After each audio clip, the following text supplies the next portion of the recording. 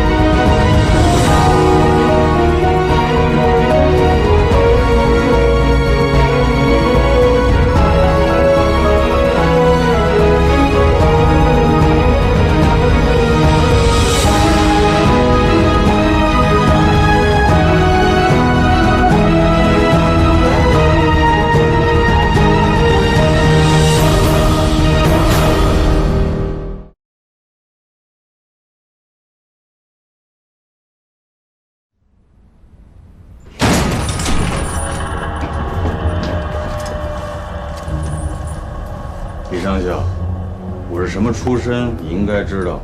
什么样的女人我都见过，什么样的男人我也都见过。你是天才，可你终归是个女人吧？神你扛得住，刑也许你也挨得住，可是辱你可就未见得忍不了了。何况在吴家人面前，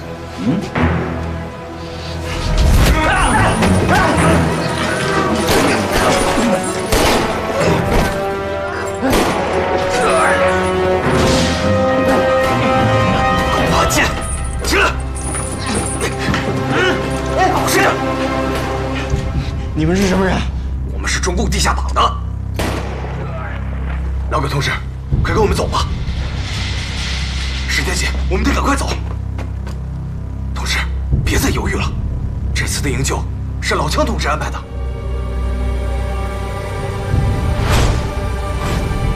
同志，快跟我们走吧！别再犹豫了，老葛同志。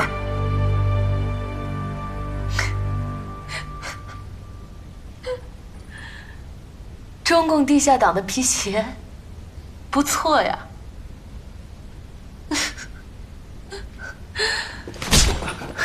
对不起，处长，不会有下次了。还他妈敢有下次啊！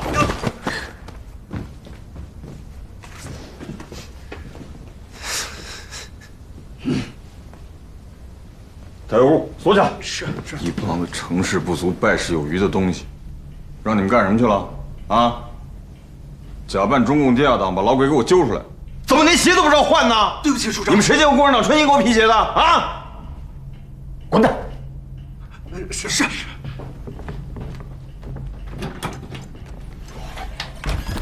一帮子蠢货！你是蠢货，王处长。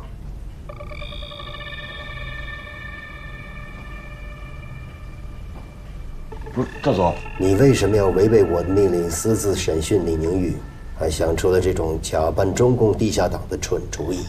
哎，大佐，这个主意我用过好多次了，真的。金圣贤买卖情报那次，我就用这样的法子给查，每次都很灵的。主要是老鬼太狡猾，也不是，就这帮蠢货这个脾气。你撒谎！没有。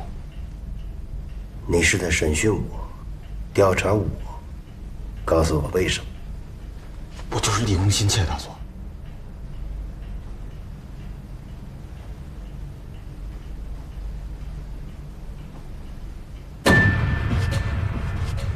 哎，大佐，您看啊，几天之内就死了一个直通706号的老资格少将，一个满肚子黑账的密信，连张司令都已经牵扯进来了。您是松井司令的人，听说在军部最上层也有根系，这是天塌地陷的，有人替你撑着，我不行啊！到时候鸡鸣寺查下来，情报机关总部查下来，司令部查下来，我一个王天香，我就是死了都不知道子弹从哪方面打来的。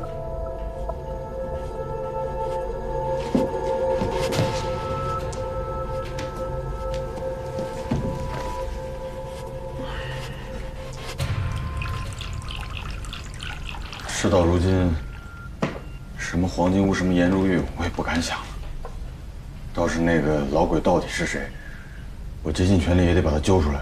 要不然，不用您杀我，我这脖子后边就不知道多少杆枪对着。可是我的枪比他们离你的脑袋更近。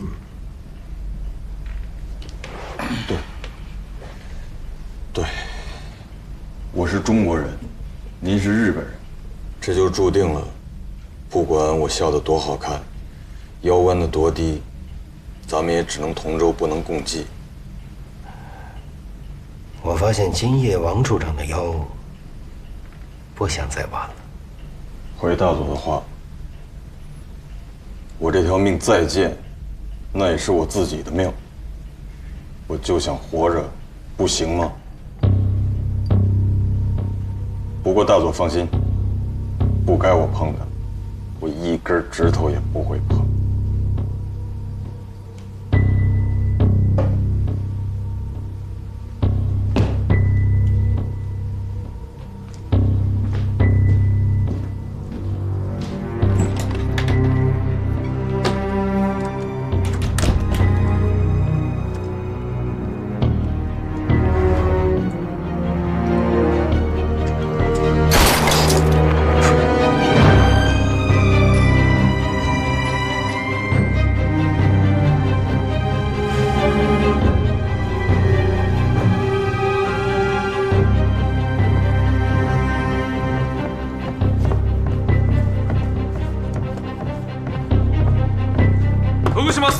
进来。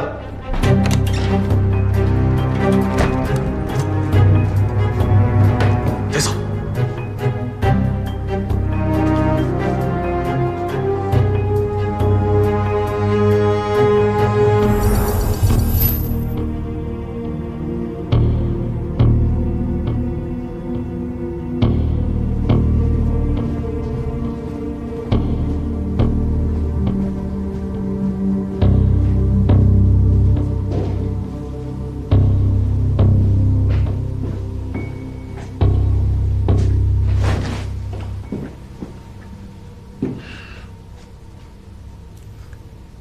林上校，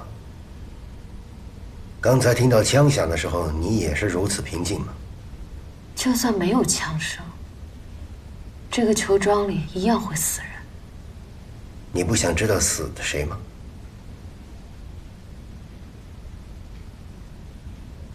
王天香。那就很遗憾了。其实王处长对我的审讯一无所获。我不会相信你的，因为老鬼即使面对死人也会撒谎。可是，我也说过我不是老鬼。我就知道你会这么说。就算是王天香的愚蠢的计策成功了，哪怕我把老枪带到你面前指认你，你也会以你的倔强和天才想出1000种方法来否认。你不光在我面前否认，你还会在松井司令面前，甚至到情报部去否认。这是我的权利，只要我没死，谁都不可以剥夺。不，我可以。博士，进来吧。龙川大佐，李上校，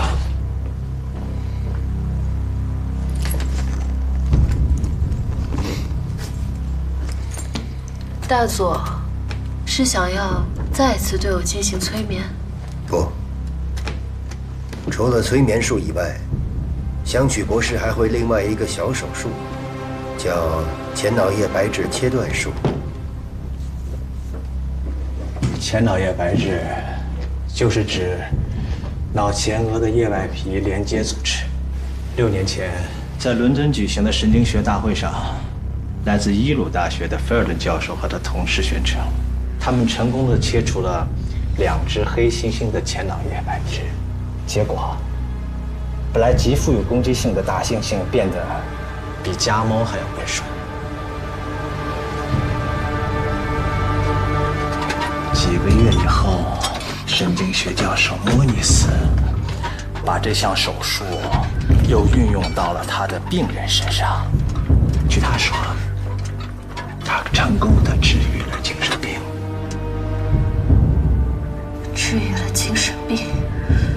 以某些医生的标准来判断，只要他的病人失去了反抗性，失去了自我意识，变成不再麻烦主人的宠物，那就是被成功的治愈了。如果我被实施了这项手术，结果会怎么样？首先，我会用束带固定你的头颅，剃光你所有的头发，暴露出所要切割的脑部区域。我会用钢钻在脑袋上开一个孔，深细手术刀，确定前脑叶白质的位置，切断它。告诉我，你是怎么破译2代恩尼格玛机的？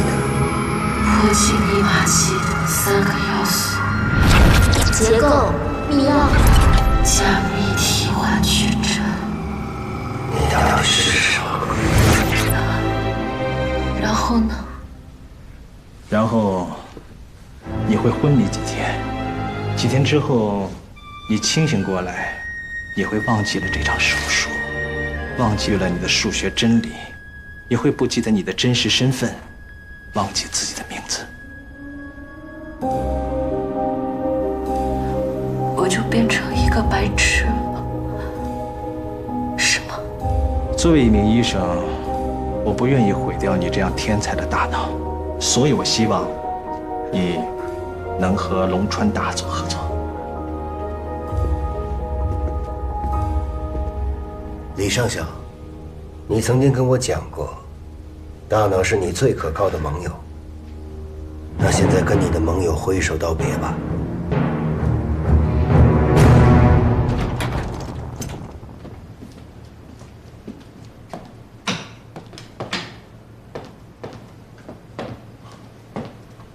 虽说那个李宁玉已经进了牢房，可是他那间屋又是毒又是鬼的，我怕你害怕，还是回来的好。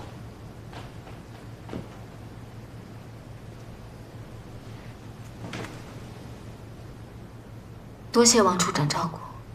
客气。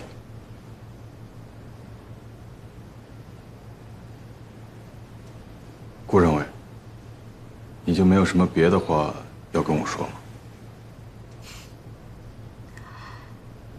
该说的我都说了，你就去跟那鬼子说，我就是老鬼。你怎么又来了？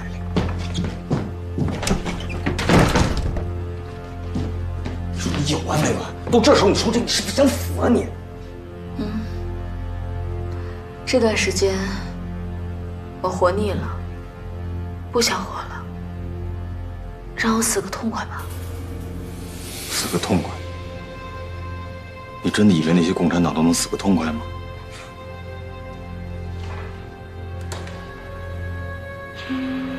我以前抓过一个女共党，是和她的2个孩子一起抓回来。拷问她的同党不说怎么办？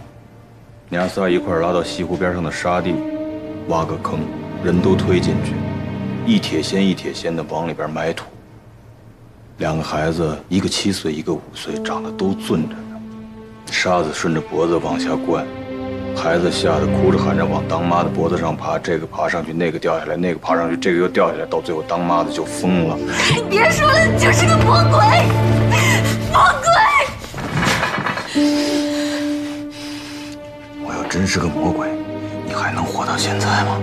啊！我告诉你，龙川魏源已经疯了，你知道吗？他刚才差点一枪打死我。但我知道他那枪根本不想杀我，他想杀的是李玲玉。我求求你，别再闹了，你乖乖的听我的，行不行？啊！等到龙川魏源把李玲玉审成共产党，到那时候你再活着出去当你的千金小姐，你再瞧不起我，啊！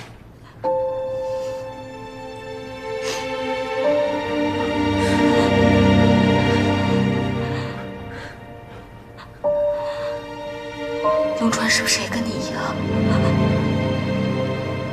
像你一样？啊！像我那样把李玲玉活埋了？不，啊！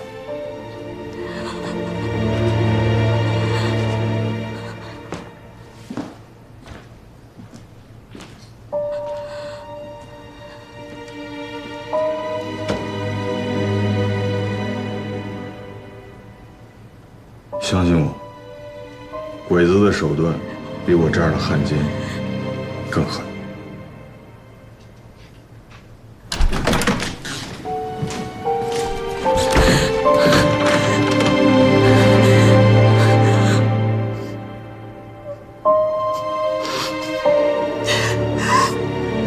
老子曾经说过，武之大患，为武有身。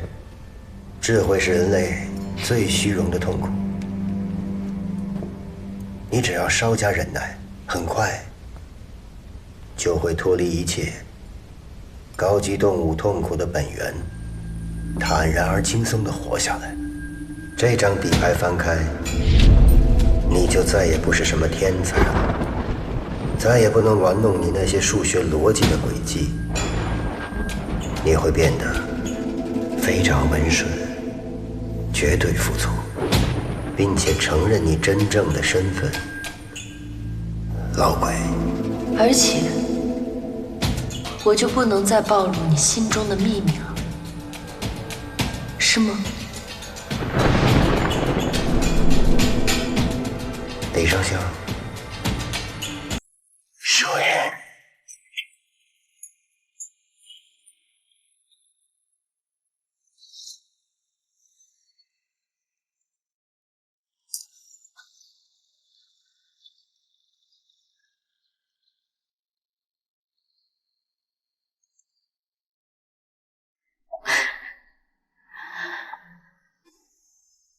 手术是不会成功的。想要完全切断脑白质，又不伤及大脑的其他功能，制造在松井司令面前承认自己就是老鬼的白痴。你们在手术当中一定要有我的配合，有问必答，以确认脑白质是否完全切断。而我是绝不会配合的。我会挣扎，我会扭动，我一定会死在手术当中，而你就找不到我是老鬼的起始证据。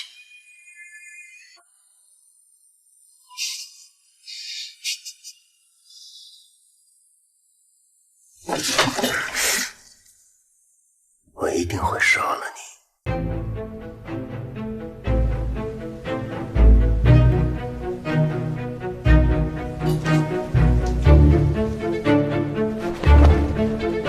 单独关押，24小时严加看管。上去。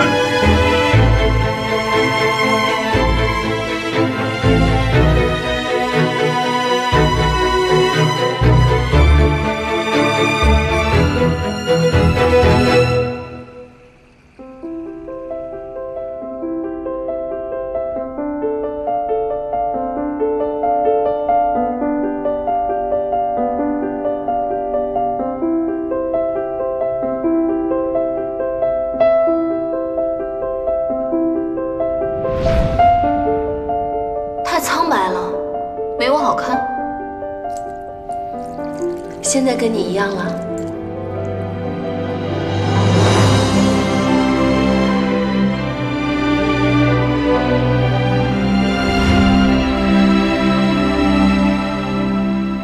我就没打算活过25岁。死神似乎是我征途上的仆人。死亡是什么？这几天你应该看到了吧？是金生火那样一生所求皆不可得，是白小年那样八面玲珑却逃不出别人的算计，甚至像吴志国那样屈辱、肮脏、无比痛苦又看不到尽头，跟你那些浪漫的诗句、穷极无聊的幻想毫无关系。我相信，你的父亲一定希望你平安度过25岁的生日，还有26岁到30岁、40岁、80岁。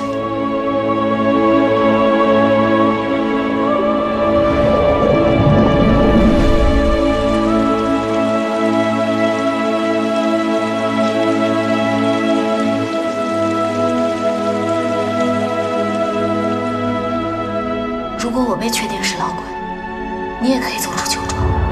很晚了，睡了，累了。玉姐，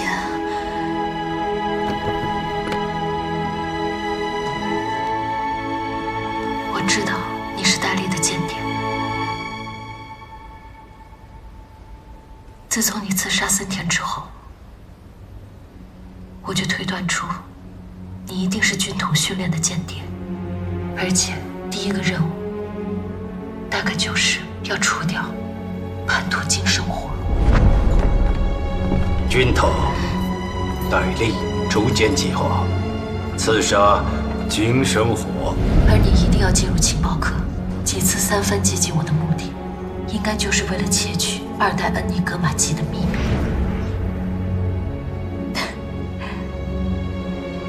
原来你早就知道了，那你为什么不去揭发我？因为我们有共同的敌人。不，我们本身就是敌人。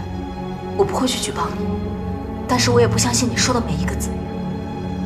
既然我们都是鬼，一国一共，那就看我们2个谁先在他们面前献出鬼影吧。我始终相信，我们会成为战友，而不是敌人。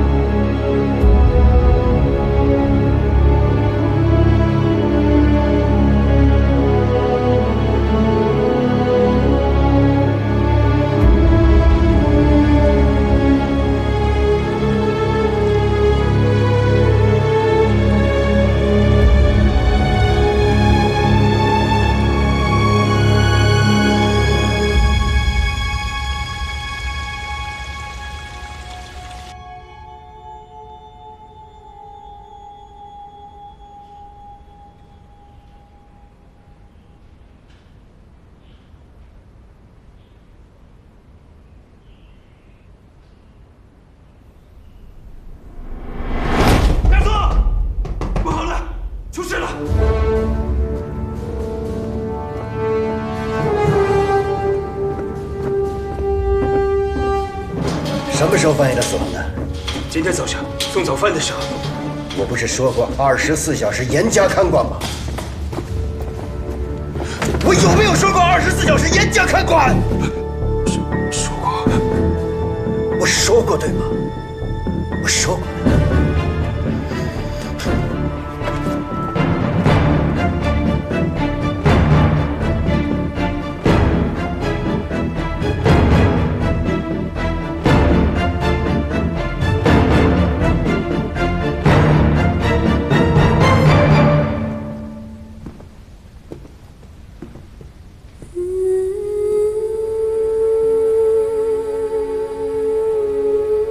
绝不会配合的，而你就找不到我是老鬼的确实证据。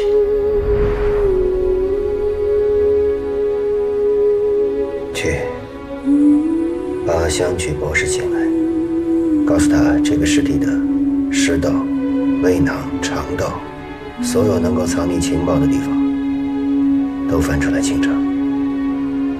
是。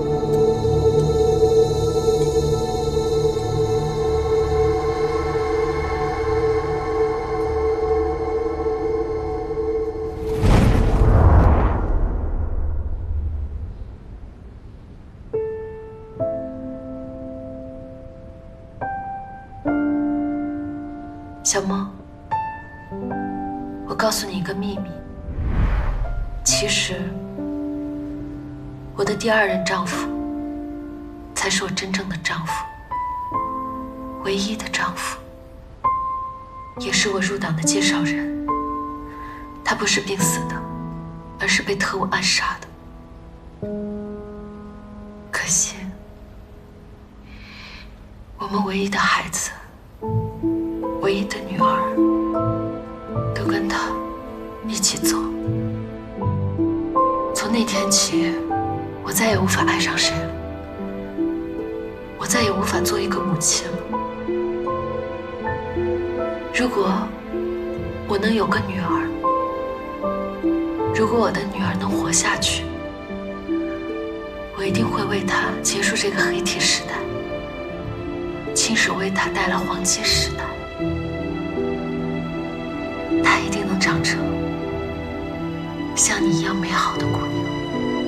那就活下去，活着等到那一天。我等不及了，我要早点结束这个时代，让所有可怜的孩子都能好好的活下去。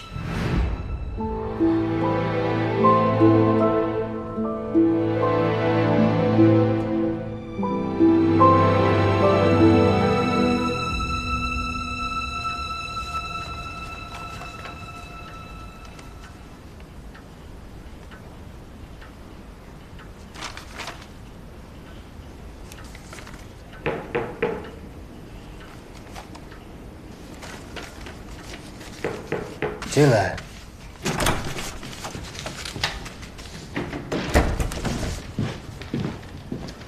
大佐，尸检报告出来了，确认就是氰化钾中毒死亡。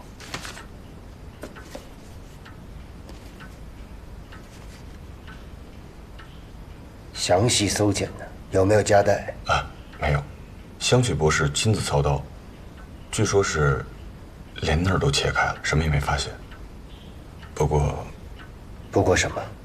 啊，香雪博士发现李宁玉有过子宫手术的痕迹，应该是为了堕胎，那说明她的婚史没作假，这部分履历是真的。到现在还查这个做什么？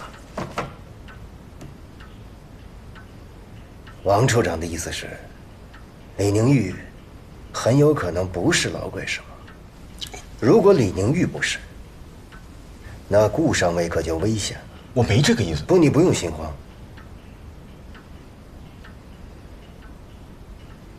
李宁玉的尸体上虽然没有找到夹带，可他还留下了3份遗书嘛。遗书我们都看过，这会有什么古怪呢？遗书是死者留给这个世界最后的密码，可惜我没能破译出来。因为能破译出这死亡密码的，也不应该是我。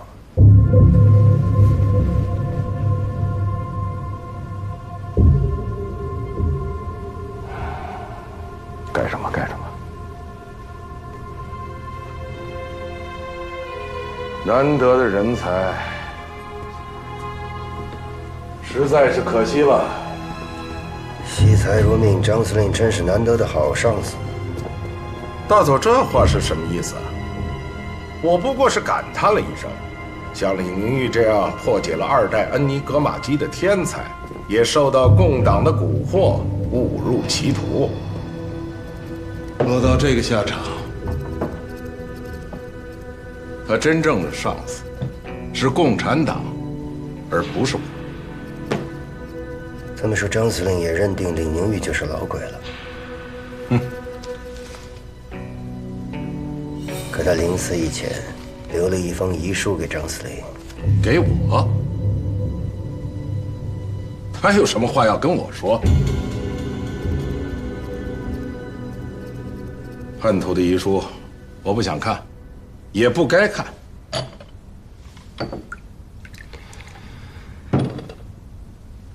既然张司令不愿意看，那我就代劳为你读了。张司令不必多谢，他死前给我也留了一封：司令军舰深蒙不白之冤，含恨以死明志，为身死后辜负党国栽培，司令赏识，痛愧痛愧。李宁玉绝笔。完了，搞了半天，李宁玉不是老鬼，他是冤死的。这是他自己这么说的。他要真是老鬼，他连死都不怕，他还怕认罪吗？王天香，王天香，你个王八蛋！相煎何太急的道理，你他妈就不懂吗？王处长也是奉命行事，按规矩审查，谈不上什么相奸不相奸。李宁玉自杀纯属抗拒组织的个人行为，天才诚然是天才，只是刀磨得太利，就单薄一折，还是太脆弱了。个人行为，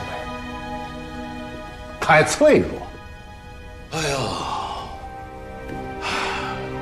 金少将、白秘书，他们的遗体恐怕也都在这儿吧？金生火，一个在军统和中统之间周旋了20多年的人，他太脆弱。白秘书一样的自杀，他是个人行为。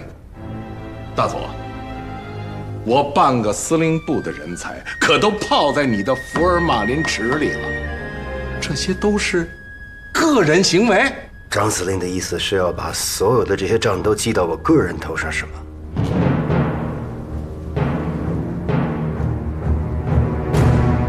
那这倒也还是个人行为。大佐好口才，好担当。既然大佐这么坦白，那我就再斗胆的多一句嘴：5个人死了3个，吴志国也就剩下半条命了。唯一一个囫囵个的顾小梦，你还是早点把他放了吧。他那个富豪父亲可是把鸡鸣寺和军部所有的关系都跑遍了。是吗？如果顾小梦身上还有疑点，我也必须要放人吗？金生火、白小年、李宁玉他们死的时候，哪个身上又没有疑点？不瞒大佐说，听说军部高层和情报部已经传出了一些风声，弄得汪主席也有些认真了。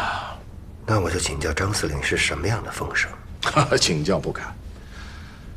行内都知道，李主任的76号，加上鄙人司令部的情报处，算得上是鸡鸣寺情报系统的半壁江山，这就难免传出一些风言风语。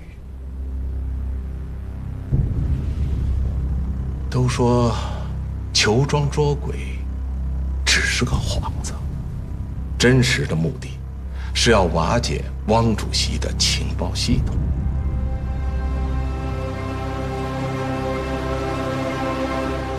张司令，这可不是什么风声，这是疯了。什么？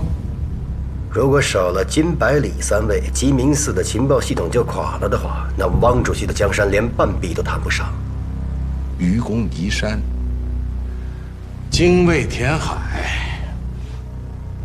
今天拿下我这小小司令部的情报处，明天大概就该轮到李主任的76号的特务科了。到了后天呢，查汪主席的秘书处，也是说不定的。更何况，连能直接给李主任送密码本的金生火，还有破解2代恩尼格玛机受到军部通令嘉奖的李宁玉，都这么不明不白的死了，还有哪个情报人员敢再吃汪主席的饷啊？个人行为，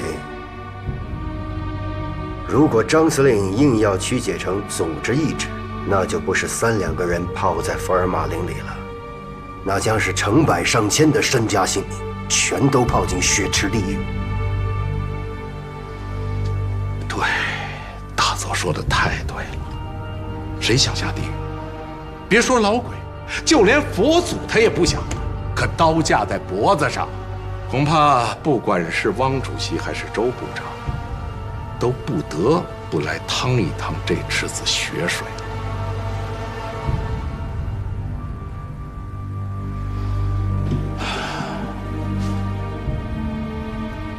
既然李宁玉不是老鬼，他这封遗书我还是留着吧，前车之鉴。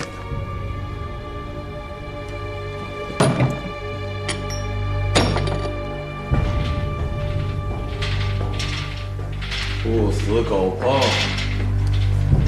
不死狗烹啊！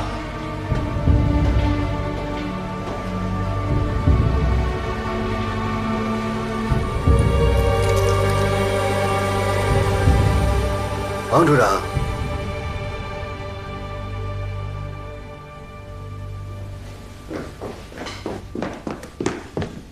大佐，去把笔迹鉴定专家找来，我需要一封新的遗书。大佐，谁的遗书啊？你的。啊？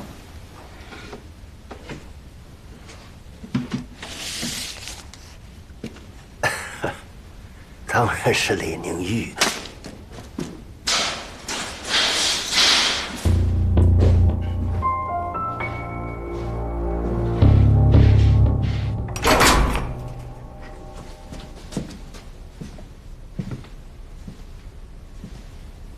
滚！是。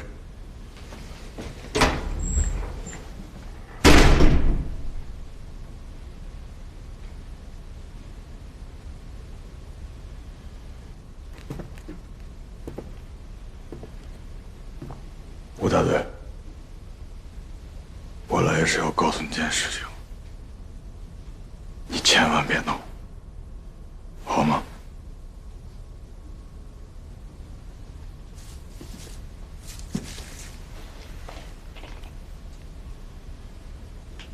就在今天凌晨，李上校殉国了，都是龙川飞员这个畜生。是他活活把李上校给逼死的。李上校到死都没承认他是老鬼。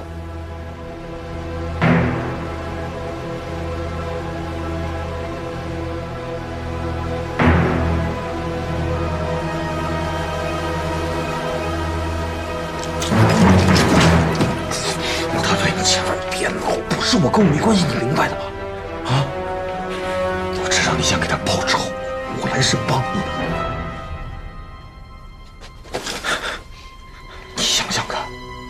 5个人死了3个了，现在连日本人都不相信龙川飞员了。他的球状是干嘛？只能是为了那枚宝藏。你一定知道很多球状的秘密，对吧？龙川飞员的秘密，告诉我，全都告诉我，我就可以利用日本司令部和情报部对他的不信任，我弄死他。告诉我。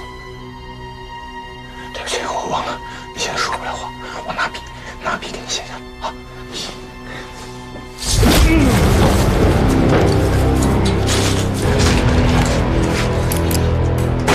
住手！快给我利落！快，一次给！报告大佐，吴志国要杀出来了。杀了他。是。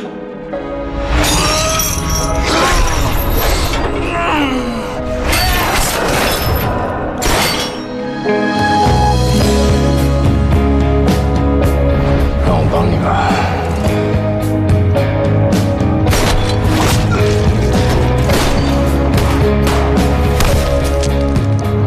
我的事不用你管。龙川大佐军舰，人生如赌局，生死未定输赢。世事似赌债，早晚终要偿还。救我！不要再跟我说你的事，我不要管。别再说了。